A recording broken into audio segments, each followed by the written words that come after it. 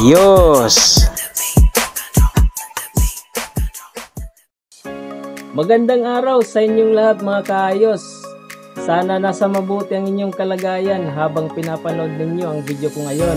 Ito nga pala si Anselmo Firefly, proud, waray nun. Kasama ko nga pala ngayon ang aking asawa na si Kaayos Jen.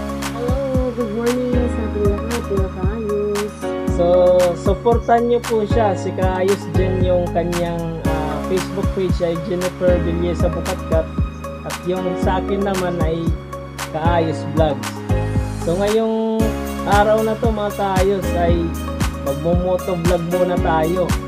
So mayroon lang kami pupuntahan na lugar at samahan nyo kami doon mga kaayos. Tayo na mga kaayos. Tayo na. Binahin namin from Tacloban City to Babatngon, Leyte, kung saan naroroon ang Busay Falls.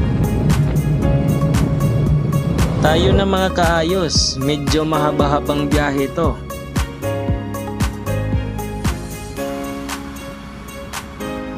To make the long ride short mga kaayos, ay narating na rin namin ang Eskinita, kung saan papasok tayo papuntang looban, patungong Busay Falls. At heto na nga mga kaayos, kung makikita nyo, medyo rough road yung daan patungong Busay Falls, pero napakaganda talaga ng tanawin kung makikita nyo.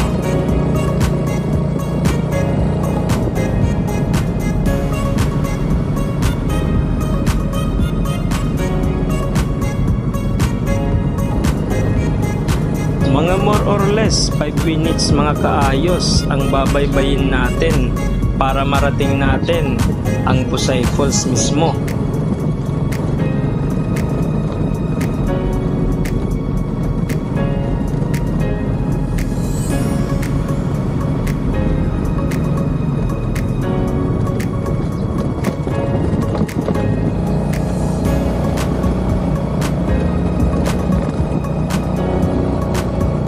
Madadaanan nga pala natin sa lugar na ito mga kaayos ang fish pen ng mga fingerlings ng bangos at tilapia, kung saan dito kumukuha ang ating mga kalitinyo na mga mangingisda.